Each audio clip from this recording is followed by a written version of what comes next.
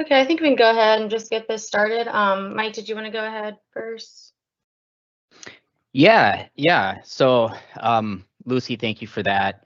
I just wanted to say hi and thank you to everybody that joined today. Again, the thought process is Tech for Social Impact wants to provide our customers with a little bit more of an intimate style of webinars, and this Lunch and Learn program is something that I think is going to be great for us as we move forward. So appreciate everybody who joined today. I especially want to thank the Synergy technical team, Adrian and Lucy and Christina for helping with this today. And I don't want to take up any more of the time, and we'll throw it over to the Synergy team. Thank you. Awesome. Yeah, we're really happy to be here today. We love teaming up with the TSI team. So again, thanks for everyone for joining and welcome. My name is Lucy Mitchell, and I'll be moderating today's session. Today's webinar will explore Intune and Microsoft device management solutions. We found this to be an important topic recently with people still working remote and people slowly coming back into the office who might want to continue using their personal devices in their day-to-day life all the time now. We understand the pressure IT workers have because we know it's your goal to protect your resources and provide easy access for your users across their many devices all at the same time. And so we just hope that after this webinar, you feel a little bit more comfortable with the tools and resources available to you, or maybe some tools that you think would be a good fit in your organization that you have not yet implemented. Before I do a little bit about us, I did just want to remind you all that this session is being recorded and to please make sure to send any questions or comments through the Q&A function within Teams. With that, I'll give a little bit of intro around us. For those who don't know us, Synergy Technical, we're an IT consulting firm headquartered in Richmond, Virginia. We have clients in 70+ countries and all 50 states. And we manage over 2 million licenses of Microsoft 365 for our clients through our licensing and managed services practice. In February of 2020, we were awarded the Microsoft 365 Security Deployment Partner of the Year Award. And a large part of that success is the work done by today's presenter, Adrian Emes. Adrian is a deep-level Microsoft security expert who's had the honor of running both productivity and security workshops at Microsoft Ignite, which makes him the perfect person to be leading today's webinar. So with that, Adrian, I'll let you kind of just take over your content and we can get this thing started. All right, thank you so much, Lucy. I'm going to go ahead and share my screen and steal your feed here. Let's see, remember how to do this. All right, there we go. Let me know when you're able to see my content. Not yet. No? Nope. Nope. No? Okay, it says it's presenting. It's saying we'll continue in a moment. Uh-oh. What did we do? I might have broken it. Look at that. Oh my gosh. It worked so well, I broke it. Let me try this one more time. I'm going to stop my share. Top button. Yeah, there we go. And now I have the red bar. Yeah, there we go. Fantastic. We're making it work, folks. Yeah. All right, so yeah, we're going to be talking a lot about device management and device deployment today, and Intune is going to be an absolutely critical component of that. But Intune itself is actually just a part of the greater Microsoft 365 tool set, really. And while Intune can do an awful lot, it actually can also do a lot in conjunction with the other tool sets and send data back and forth and actually give us some really great proactive information and allow us to monitor things and do some other stuff that just traditional device management may or may not scale to. So where I actually generally usually start this discussion is actually not in Intune, but it's really in the Microsoft 365 Defender or the Microsoft 365 Security homepage. Because really a lot of what we're trying to do is make sure that we can deploy machines securely, right? And nowadays what we're doing is principally remote deployment of machines. So we need them to be secure out of the box, secure at initial logon, secure through deployment of applications, and secure as the user is going through their day-to-day business. And one of the unique challenges that we found that that affects a lot of nonprofits is that when users are traveling to strange places, there are certain sectors of the nonprofit industry that users will have devices confiscated at border crossings to see if they are doing the sort of things that those countries don't want them doing. And we actually have some really unique and cool controls around that specific requirement nowadays that didn't exist a couple of years ago. So we're going to get into that a little bit too, but that's adding on to some conditional access capabilities from Azure Active Directory and Intune and doing all this great reporting and all this compliance controls and everything. So again, we're going to start right here in the Microsoft 365 Defender homepage. Here we're going to see an aggregate view of all of the security controls that are being reported up from the different interfaces, right? So we're going to have a secure score that's going to be based on the actual configurations of buttons and settings and dials in our tenancy. We're going to have users with threat detections, right? So we're going to be able to correlate detections against not just the device, but also the user. And is it a user risk? Is it a device risk? Is it something that blends the two together, and do we need to worry about it? We're going to be able to actually report in aggregate on the compliance of our devices. And we're going to be able to see what that compliance is going to mean in terms of users trying to gain access to our apps and our data and all that kind of fun stuff. We're going to see active devices and device states, and we can see right now that we do have a device that's actually at risk. It's got either vulnerability or known exploit code running on it or something going along. And if we come down here, we can actually see discovered devices maybe that are or aren't managed, and incidents that are already in detection, and what are we doing about those incidents, and all that stuff now is dropped into this one main screen. So while we have all that stuff running, I figured I would do one of my live and die by the demo moments here. I did mention that as we are supporting our users now in the wild, for the most part, we're supporting, many of us are still supporting remote users, right? And it's not enough to build a machine in a lab and ship it to them anymore. Again, especially as in a lot of nonprofits, we're dealing with organizations that have users that are traveling international, maybe users that are even assigned to just go to a Best Buy, pick up a machine, or whatever the retailer is in that region, pick up a machine with Windows Professional on it and just get it joined. So what we're going to do here, live and die by the demo, right? I have a brand new virtual machine I'm assigning to Adele Vance inside of my tenant. And as we're talking about the technologies to manage and deploy, control and monitor and all that kind of fun stuff, we'll actually be deploying Adele's machine live. So pray for me, and let's see what happens as we get Adele started here. All right, we're going to go ahead and just install Windows. This is, like I said, a brand new machine. It's got Windows 10 20H2 and on a USB drive. So we'll get that started, and we're going to say it's a Win 10 Enterprise machine here. Okay, we're going to accept the terms. We're going to do a custom install from scratch, and we're just going to say next, and we're going to let Windows go. All right, so while that's happening in the background, we'll check back in with Adele's machine in a couple minutes here. I'm going to jump in and talk a little bit about endpoint management in Office 365 or in the Microsoft 365 stack, what we would call Intune, or if you have it connected to an SCCM environment, it becomes Endpoint Manager. Endpoint Manager is how I manage 100% of the deployment and control of all the machines in the Contoso environment.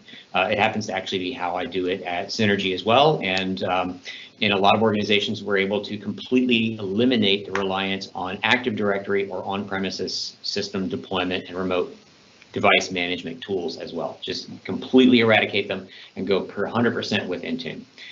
So we can actually see, we have a home view that shows us we have things that are going on, things that are in better or worse conditions. We have what's new in Intune, so we can stay abreast of things that are going on, guided scenarios that are here.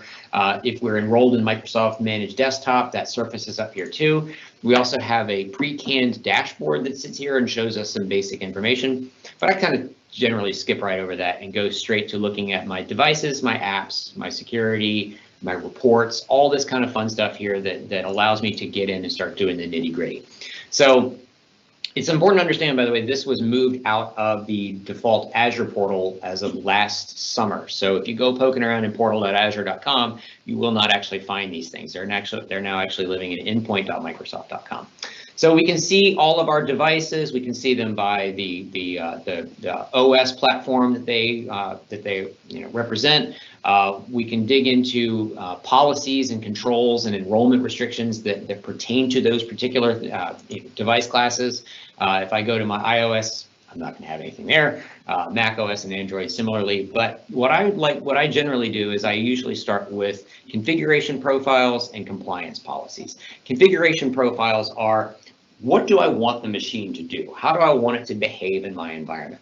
And I have a number of configuration profiles in this environment. And if you're familiar with managing GPOs in Active Directory, this is probably roughly equivalent to like your GPO bank. You're going to create your policies, you're going to define what they do, and then you're just going to sit them there. Then you can come back to them and assign them. Now, what's really nice here is that these profiles can apply to lots of different platforms. And then once we choose a platform, we have the option to do traditional GPO-based thing where we just have a whole huge list of all the administrative templates and computer configuration and device and all that fun stuff. Or we can actually go and look at these pre-templated policy or profile builders. And these actually allow us to say, hey, you know, what I'm really focused on right now today is I want to work on endpoint protection, right? Or I want to work on building network boundaries. Or I want to work on something that fits into one of these convenient categories. And when I do that, when I build those categories, you're going to see that these profiles retain that setting, you know, that source as they are built. What that then allows me to do is go into any one of these things and deploy them. Now, just like in Active Directory, your deployment structure is not quite the same as your build structure, right? You're going to deploy things to an OU in Active Directory. We don't have OUs in Azure.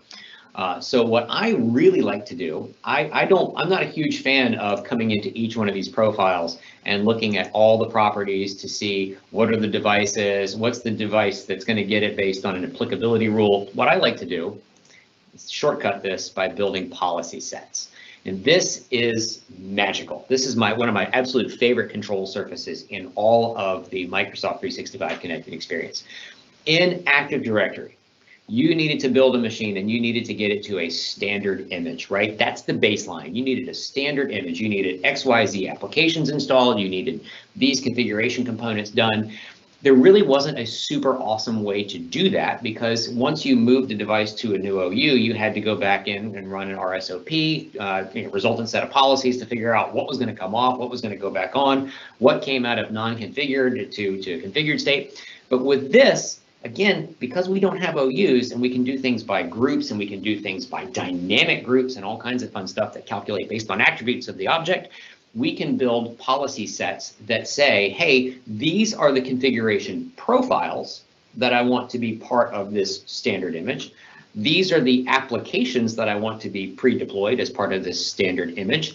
And if I have enrollment restrictions, so like this shouldn't apply to kiosks, well, we can set that right here as well. If we want to predefine compliance policies, we can set those here as well.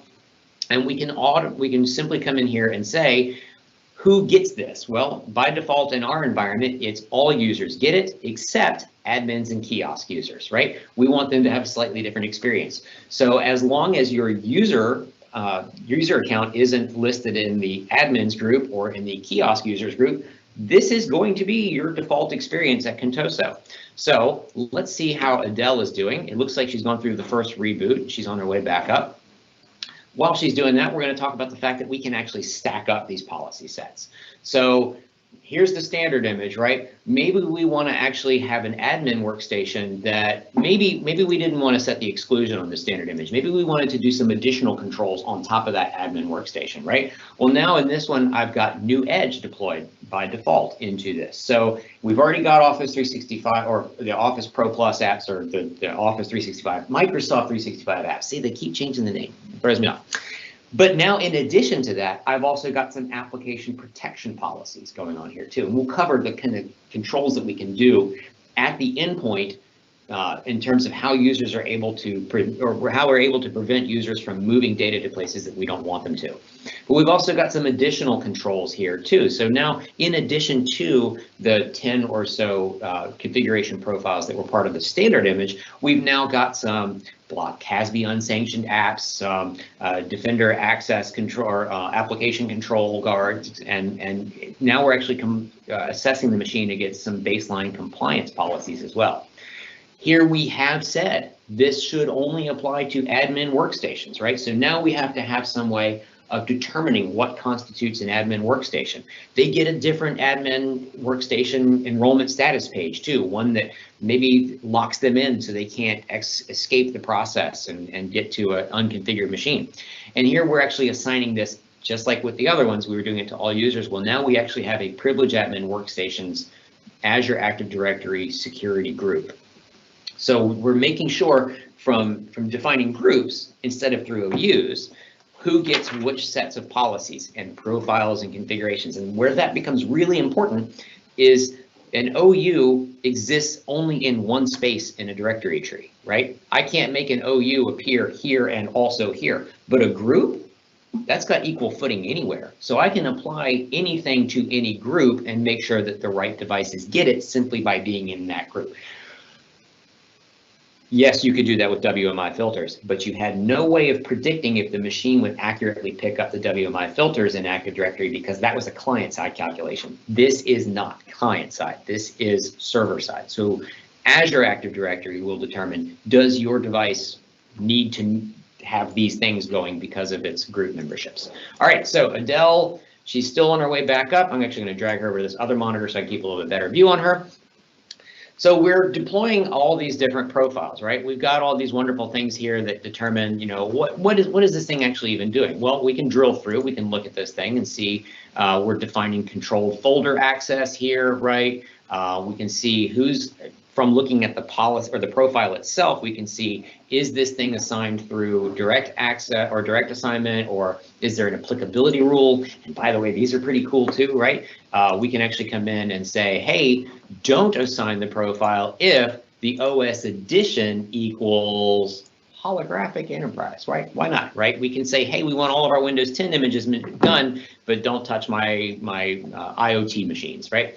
So we can come in here and actually get even more careful, granular, and controlled about who gets what and how they get it, even within the confines of doing our policy sets. So we can get it as tightly controlled as we want to. All right, looks like Adele is ready for the next step here. She's in the US. We're gonna go ahead and say, move on here, get her the right keyboard. I don't want it to appear that I'm skipping any steps on you, so we are truly doing this live. Hopefully we'll come up with a keyboard here. No, we're not gonna do a second keyboard. We'll get her going here. Just a moment. All right, we got some important setup to do, so I'm gonna drag her back out of the way. Okay, so now we've got our configuration profiles, right? And you saw that within our admin workstation, now we're actually gonna actually start looking at compliance policies as well. So these are going to be based on different attributes about what we care about in terms of the security of the machine.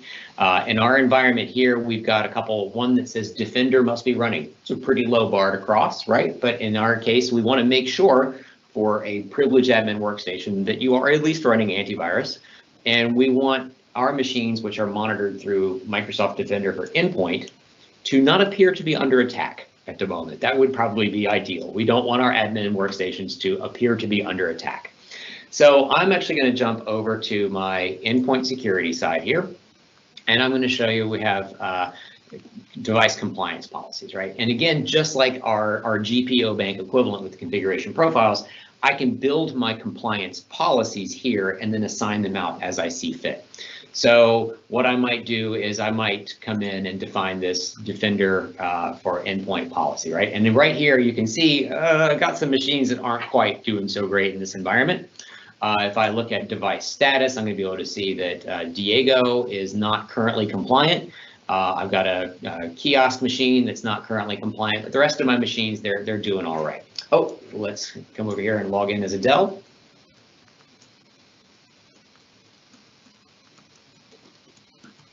Okay, now this is the first time this machine has ever been logged into, right? So because it is Windows 10 Enterprise, it automatically recognizes that it has the ability to be directly connected to an Azure Active Directory environment.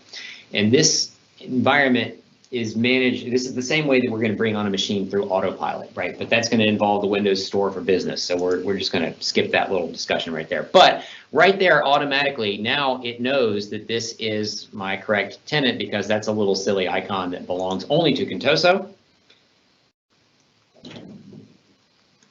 All right, give her the password here, and this machine will be automatically added into my Azure Active Directory. We'll start seeing reporting from this machine pop up in just a minute, but here's the cool thing. Adele's job is done. Now, as this machine is being added to Azure Active Directory, it is also being enrolled into Intune. Intune has been rolling the device into Defender for Endpoint for that EDR, XDR capabilities, which means that we're also getting reporting on the controls and capabilities through Defender Antivirus. That then is taking this user's machine and enrolling it into our Cloud App security environment too. So I'm going to be able to start immediately detecting on what websites and what third-party SaaS applications Adele is using with this machine. I'm also using Defender for Endpoint as a proxy server for her too. So we have web content filtering that's going on, so I can see if Adele is using websites that I don't want her going to. And if she does start going to websites that I don't want her going to, I have controls that I can actually enable to make sure that one, I either get additional reporting on it, or two, block it, or even set up some really specific controls that force those websites to be accessed through a virtualized browser that disables access to the operating system. I can't show you that in a VM because it does require a TPM, but it's really cool. And when we do live demos of this, it's kind of one of my favorite things, actually watching the operating system intelligently recognize if this website is one that should be accessed with full-fledged edge, or if it should be thrown into the virtualized edge. So we're going to let this thing bake over here. We've secured the hardware. We're joining the organization's network. We're registering it in MDM, so that's happening. That's already happened. Preparing the device for management through Intune. So that's going to come back and reboot on us in just a minute. While that's happening, though, let's talk about what actually comprises these compliance policies. So in this environment, what we're going to do is we're going to just require that this one thing be here, right? And it's just going to be the device has to be configured at a low risk or low or lower, right? We can do all kinds of cool stuff about operating system minimum versions and maximum versions if we want to do that sort of thing. We can do compliance from other environments. We can do, is there a password required on this stuff? We can actually set some of these things up on device ingestion as well. Device health. Is it using BitLocker, right? We can set that as a minimum bar, require secure boot be enabled. All these kind of things can be the things that we determine as, is the machine compliant? And when we do decide that it's compliant, what do we do about that? So in my environment, what we've got for this particular one is, we're saying that this particular compliance policy indicates an attack. Okay, this machine is at risk right now. So we want to mark this device as non-compliant immediately. We could change this. We could add a certain number of days to allow the machine to be in a grace period. We're going to send an email to the end user and let them know, hey, this has been detected. We actually have message templates that we can pre-build outside of this compliance policy, and we can apply these templates into all of our existing policies as well, or to new ones. So I've got a couple of them in here, right? They're going to have an email header, footer. It's going to say your Windows 10 devices reported evidence of an attack. Well, that's great for this particular one, but maybe it's not the right one for a machine that's just not running Defender. So here we go. Here's our message template for not running Defender. And we're not going to change it in this one, but I can also set up additional recipients for my message, right? Who do I want to notify? Maybe I want to immediately notify someone in IT that this machine is not running Defender. I can also decide that maybe after, let's say, 4 days of this machine being non-compliant and nobody doing anything about it, we just want to make it go away. We're going to retire this device. Not going to do that in this particular one, but I do have a couple of them that already have that built. So what we want to be able to do then, and this is before we even get into discussing conditional access or anything like that, we want to be able to define certain baseline criteria for what is a compliant device and certain different actions for what to do about different failures of compliance, right? And how do we even want to assess that? Once we've done all of that, then we're going to take those detections and we're going to feed them into our conditional access policies.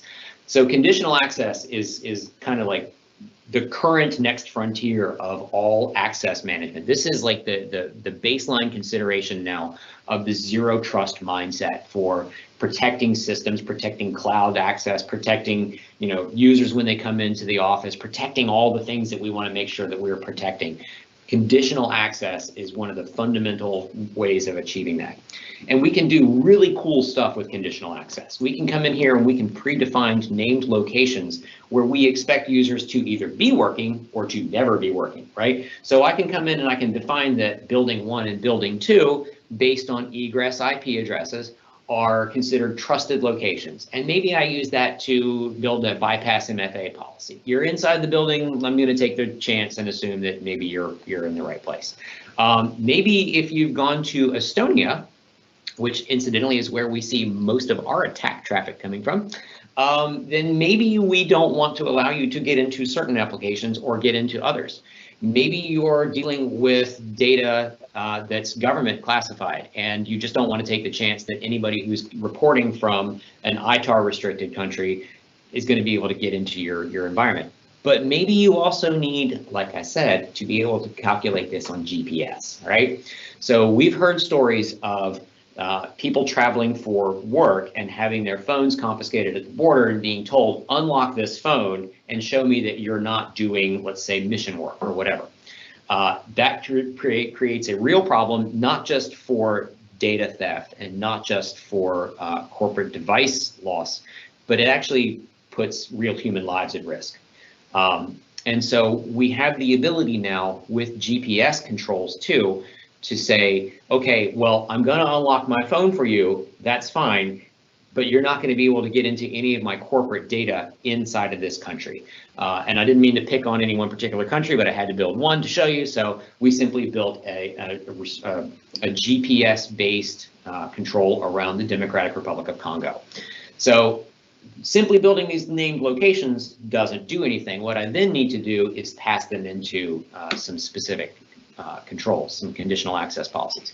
I did say we see a lot of attack traffic coming from Estonia, but I keep hearing that Estonia is an absolutely lovely place, and the last thing in the world I want to do is tell my CEO she's not allowed to go there. So what I've done is I've built a policy in this environment that says that even though we see a lot of attack traffic come there, we're going to say that all users accessing any of our cloud apps, if they're coming from Estonia, let's see, there's my one location that's included. I'm not worried about anything else, right? I mean, the client apps are listed there as being a checkbox, but it doesn't really matter. They are going to, in order to gain access into any of our systems, they're going to have to complete an MFA request. The device itself has to be marked as compliant. So Diego's machine right now, even though he can do MFA, it's not going to meet the bar. And the device itself has to be hybrid Azure AD joined. So all of these things have to happen in order for my boss to be able to go to Estonia. She can do that. She can clear that bar, right? But the bad guy in Estonia right now who's hammering on her account all day, he can't.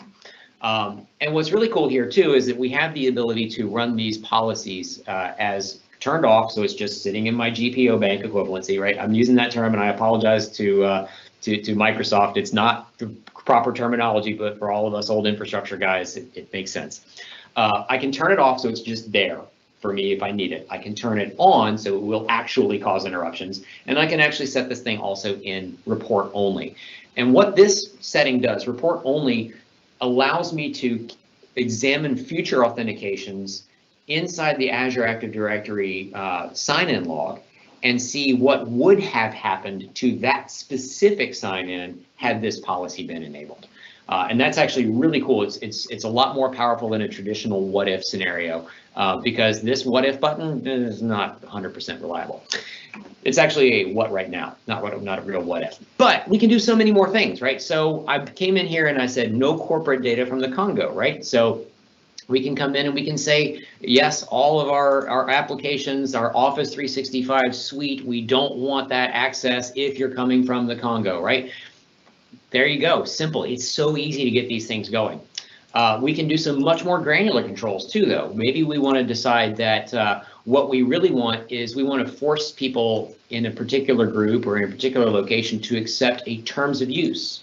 So we can actually build our terms of use requirement or documents publish them up here and have them presented to the users when they are attempt to gain access to things.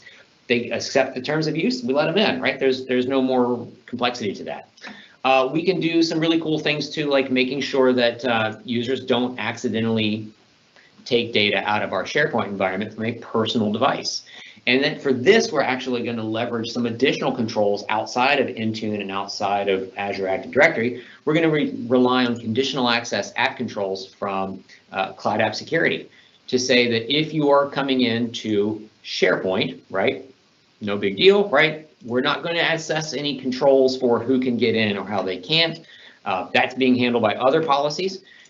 But if you are not on a device that is corporate owned, and I'll show you how we set that up too, then you're going to be assessed through conditional access app controls, and it's going to block your attempt to download files. And what's really cool there is that that becomes an audited action. So let me go to, let me see, Brain.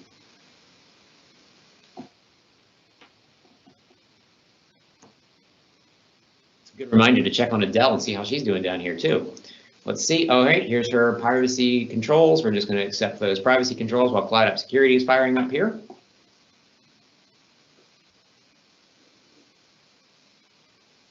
And we're going to let her come back in here too so we can see what the actual status of her deployment is. Oh, wow, she's done. Look at that. So let's send a Control-Alt-Delete. Here we go.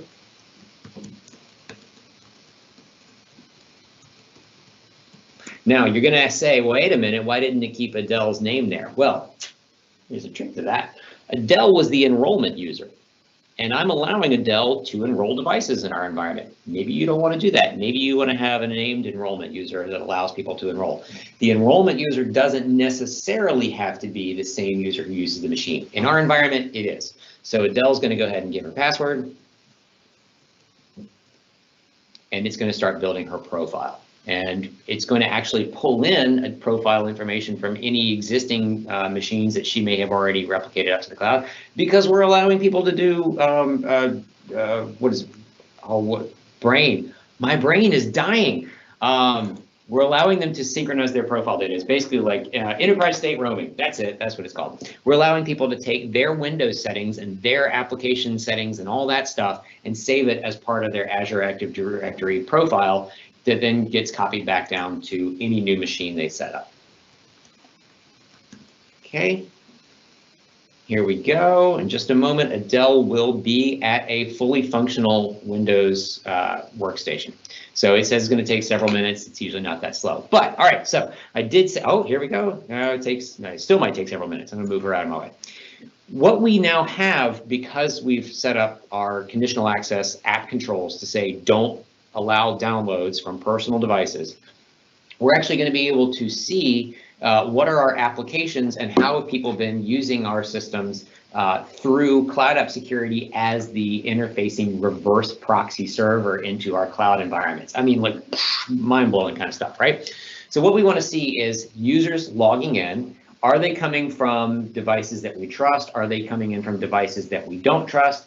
Are they doing things that cause them to run into trouble?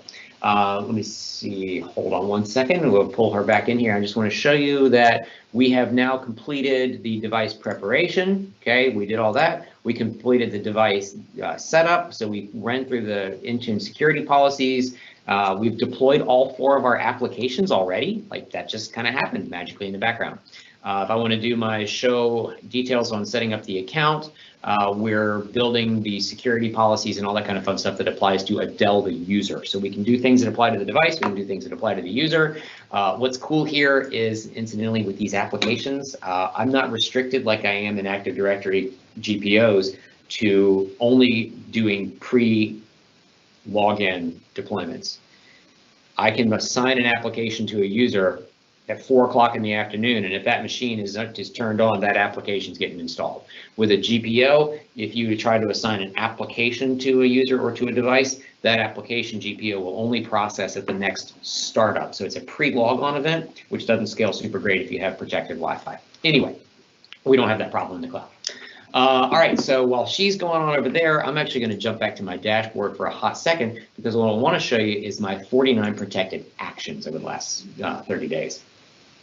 This will show me the times when somebody did try to do something fun, like logging in from a place where they shouldn't have done so, or try to download a file from SharePoint Online from a personal device, right? So I have these policies in my conditional access controls that are assessing whether or not I'm coming from a personally owned or a corporate owned device to determine how much access I should have into my SharePoint environment and decide if I should be able to take a file with me while I'm there.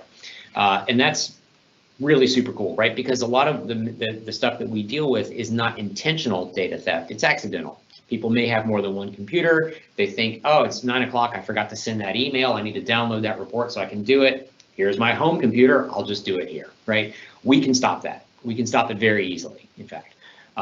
So we can do all those kind of fun things, but then we can also do some really cool stuff like Diego here on his actual Contoso computer. We know Diego really enjoys mixing business with pleasure. Diego has a Contoso owned device, but he also is such a huge Google user that we know the second we give him a new machine, he's going to find some way to get Google Drive installed on the daggone thing. He's going to install Chrome, and that's fine, no big deal. But what we want to be able to do is set our files to not be removable from our environment, or if they are removed, they go encrypted and he can't do anything with them. So what we've done for Diego is we've actually built a Windows information protection policy, again, from within inside Intune. So I'll show you that real quick. I come into my apps, and you can see I have a ton of apps that I deploy to my users, right? It's super duper simple. I can push apps from the Microsoft Store for Business, push apps from any of the online stores that may exist. I have all these different apps methods that I can do, including line of business, MSI, even just putting a web link on a desktop, which used to be like so mind-blowingly challenging in my on-prem days. We can do that very easily, but then we can also come in here and define configuration policies based by specific OS, or we can define even conditional launch, right? Do we want this application to even be able to launch on this device? But in our environment, what we really wanted to do is we wanted to put simple guardrails up around internal documents, devices or documents that were created in OneDrive for Contoso or created in SharePoint, and they're accessed with these applications. So I'm able to build an application catalog and say content created inside of these applications, whether it's encrypted or not, whether it's information protection or any of that stuff. No, not even worried about that. Diego accessing these applications and creating content in these places will set a restriction that says that this content is protected Contoso data. And if he tries to work with that data, it's fine. He can open these documents, he can move them around. What he can't do, though, is he can't take those documents and put them into his Google Drive. If he tries to do so, it's going to come up with all kinds of weird errors. If he even goes into one of my favorite things here, so we've got Edge actually configured to do the little briefcase icon. And the briefcase icon is the secret, by the way. That's our visual cue for Diego to always know, hey, you're working in a space where you're not going to be able to take data with you. So we give our briefcase icons to applications, to folder structures, to even certain websites. And we're going to see in just a moment if Edge will finish loading up on my severely underpowered VM. It's not Edge's fault, it's entirely mine. There we go, we got our briefcase icon right here, so we know that anything that happens in this space is going to be restricted to staying in this space. Now, let me go to Mail or Outlook, sorry. There we go. Diego's gonna get into his Outlook. He's also, oh, Diego can't right now. That's right, because Diego's machine is considered to be under attack. Yeah, that's a fun thing right there. If I actually come to my company portal app, which is a really cool thing because it allows Diego to do self-service applications if he wants to. I can publish applications to be available for Diego, but remember, his machine is not low risk. So what I need to actually do is come back over to my active incidents here, find my incident involving Diego's computer, and resolve it. Once I do that, within about 5 minutes or so, Diego will be back up and running and everything will be just fine. So let's see, here is Diego right here in my active incident. So again, like I can just quickly go back and find my actual specific situation that's going on with Diego. I have a multi-stage incident that's occurring, multiple different MITRE attack vectors that are going on here too. I know it's bogus. I know what I did. I injected some code into PowerShell. Super duper simple. I'm going to resolve the incident and mark it as a false alert, and that's going to close all the content that you know, all the associated risk scores that go along with that. In a couple of minutes, Diego will be able to come back up and do everything we want him to do. But in the meantime, Diego, again, he has these nice boundaries, right? He can self-service applications. He can decide that he wants to install Alexa. He can decide that he wants to install Power BI. If he thinks he doesn't have it installed, he can come over here and it'll say, that's already installed, but he goes, yeah, but it didn't work super great. So he can actually reinstall it, right? So we've got the users now where they can self-deploy the computer. We can pre-deploy applications to them. We can pre-publish applications to them that they can self-service for themselves. We can set guardrails around certain applications to say, when you're in this application, you're not able to export data to these other applications. We can actually do wonderful things around Microsoft information protection too, so that it becomes a little bit more like the user chooses a sensitivity label and that applies encryption and controls around it too. But this is now 100% end-to-end from the identity through the device, through the apps, through the data, all the way through end-to-end. We're able to now achieve zero trust, but user self-service. And that is hugely, hugely powerful, especially when our users are wherever they might be in the world. And they may need different levels of access based on different hardware requirements, or bring your own, or even the phone dropped off the side of the boat kind of thing and they needed to get a new one. So there are so many different things that we can get into that we can cover. I hope that helps shed some light on some of the baseline controls. It looks like Adele is still struggling with getting her personal security policies deployed. So I'm kind of disappointed that it's taken her so long to do this. We actually did do a webinar back in, I'm looking at Christina, what was it, February or March, where we did a live deployment. Oh, no, that was February. It was February? Yeah, we did a live deployment. I wasn't trying to run 2 virtual machines at the same time that day. But we managed to get the entire thing up with the user self-selecting an additional application to deploy to herself in less than 25 minutes. So we can certainly make that recording available. Yeah. I can send it. Yeah. I'll post the link. All right. So with that, I'm going to throw it back out to Q&A that may be out there. Lucy, I'm going to stop sharing my screen. Yeah, I don't see any questions right now, but I do have one for you, Adrian. After listening to all this, and there's just so many places to start from what I see, but what do you recommend for, people that are on this call? Like, where's the best place to start when I'm trying to tackle all this? It's going to kind of depend a little bit on where you are today. If you have a little bit of a green field, right, I would probably start with Azure Active Directory and Intune, building out some controls around that.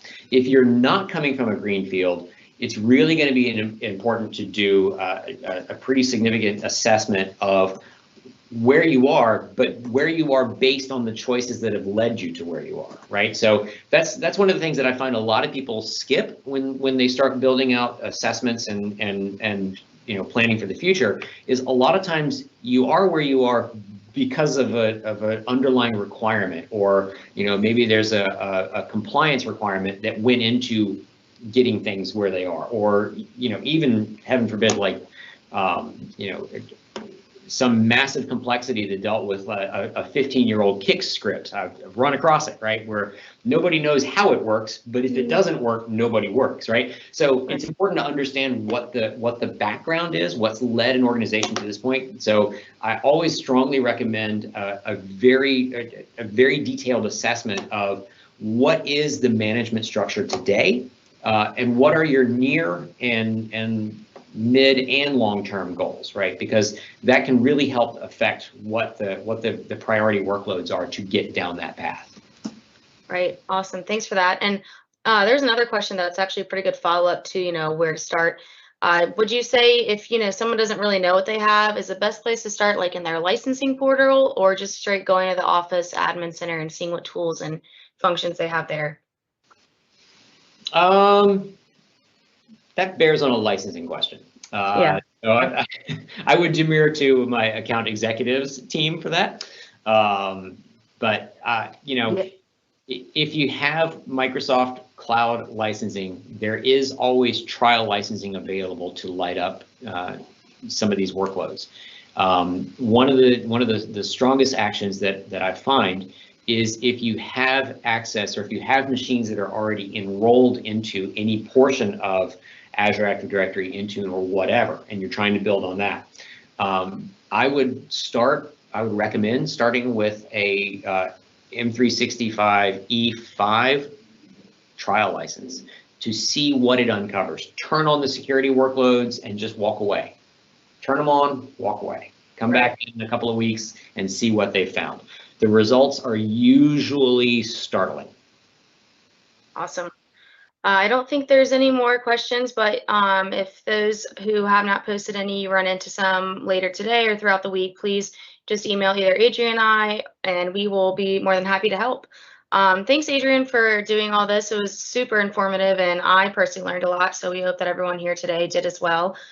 Mike, I don't know if you wanted to just make an announcement about the gift cards for the food, or if you're just... Yes, I will get those out here shortly. Unfortunately, I couldn't see who had all joined, so I will get those out here relatively shortly. I do want to say thank you again to the Synergy technical team for helping out here. I as well learned a little bit more. Again, it's always helpful to join these sorts of things. Again, now when it comes to like licensing and kind of what you may have available to you, I am more than happy to have that conversation with anybody as a follow-up if needed, just to kind of give you an idea.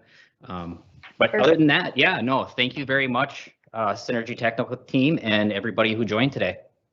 Yeah, we're happy to be here and do this for everyone. And you will receive a follow-up email with the recording to this webinar by tomorrow. And in the future, be sure to keep up with us on social or check out our events page for more upcoming webinars. I hope everyone has a great rest of the day. And again, thanks, everyone. Thank you all. Bye-bye. Yeah. Thank you. Take care, all. Bye-bye. Bye.